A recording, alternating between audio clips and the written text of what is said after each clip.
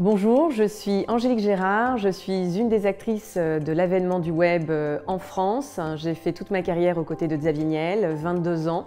J'ai été présidente de 9 filiales du groupe, j'ai accompagné 7000 collaborateurs sur des sujets d'expérience client. Bonjour, je suis Caroline Ramat, je suis la fondatrice et dirigeante d'une start-up à impact qui s'appelle 15 Tech. On est la première plateforme qui permet de recruter des femmes dans la tech à travers l'Europe. Alors, je m'appelle Marie-Éloi et ce qui m'anime, c'est la place des femmes dans l'économie. Et pour ça, je préside 3 organisations, Femmes des Territoires, Bouge ta boîte et Bouge ton groupe. Bonjour, Véronique Di Benedetto, vice-présidente France pour la société Econocom. Il faut juste connaître les chiffres. Il y a en Europe, bon, particulièrement en France, 14% de femmes développeurs. 30% dans les métiers du numérique, mais ça va comprendre tout, ça va comprendre le marketing digital, ça va comprendre donc mais seulement 14% de femmes développeurs, seulement 25% de femmes dans les métiers de la data.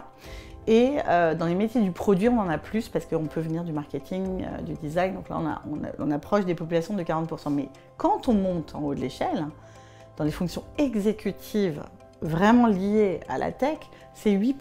Donc c'est rien du tout, donc on est en bas de l'échelle, on ne progresse pas, on quitte à peu près à 35 ans et on n'arrive jamais en haut de l'échelle. Donc c'est vraiment très symptomatique ce que vous avez montré avec le board comme ça, avec tous ces hommes et compagnie, parce que c'est comme ça que ça se passe. Alors c'est vrai que j'entends beaucoup de fatigue d'égalité, de Marie, ton sujet c'est bon, c'est réglé maintenant, c'est une tarte à la crème, est-ce qu'on peut passer à un autre sujet? Il y a quand même plus important, il y a d'autres priorités, notamment effectivement le climat, la situation géopolitique, la crise économique, sociale, qui sont des vraies réalités, des enjeux que nous devons affronter ensemble.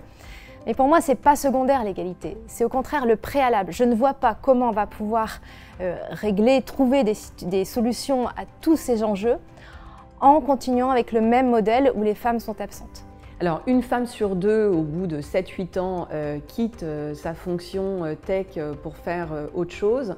On le voit notamment aussi sur les ingénieurs. Voilà, le cycle de vie, le terme n'est pas très beau, mais c'est 8 ans. Donc, il y a un vrai sujet de fidélisation des entreprises et notamment de politique en matière d'inclusion. J'ai adoré Maybe Next Time parce que ça montre toute l'absurdité qu'il peut y avoir et toute l'incohérence qu'il peut y avoir dans les rapports parfois femmes-hommes. Et ça le montre avec humour, ça montre aussi que c'est le sens de l'histoire qu'il faut aller vers une véritable égalité, notamment professionnelle, économique, au travail. Et tout ça avec beaucoup d'humour, donc c'était une vraie joie de le regarder.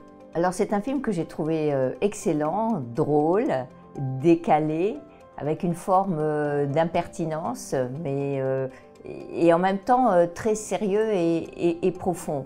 Donc j'estime vraiment que le message est passé.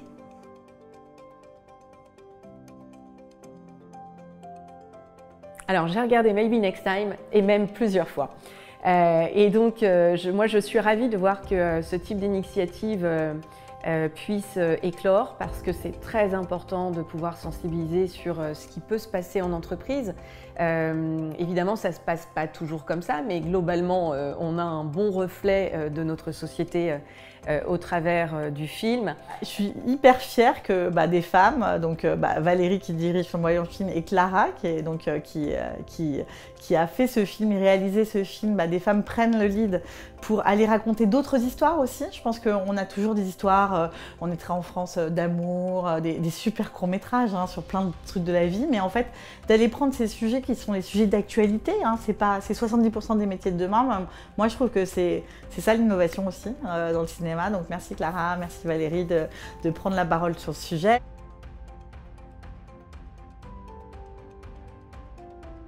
Le film, si je devais le caractériser, effectivement, c'est une parodie très utile. C'est un moyen de piquer à la fois, je dirais, les hommes et les femmes. Parce que ce qui est assez amusant dans ce film, c'est qu'on trouve effectivement des préjugés qu'on essaye de déconstruire, mais presque des deux côtés. Et donc, voilà pourquoi il est très utile de prendre ce recul de savoir rire de ça, mais en même temps c'est un rire, je dirais presque jaune, gêné, mais c'est un rire utile. La comédie, c'est la meilleure arme pour changer les mentalités. Albert Einstein disait qu'il est beaucoup plus facile de désintégrer un atome qu'un préjugé. Et là, on est vraiment dans un changement de mentalité qui est dans le sens de l'histoire, mais qui demande vraiment de la sensibilisation, de la pédagogie, et l'humour en fait partie. Alors, je ne peux que vous encourager à relayer Maybe Next Time, et j'espère que voilà, bientôt on pourra peut-être, Clara pourra peut-être retourner un film dont le titre ne commencera pas par Maybe, mais parce qu'on aura effectivement quelques victoires sur le sujet.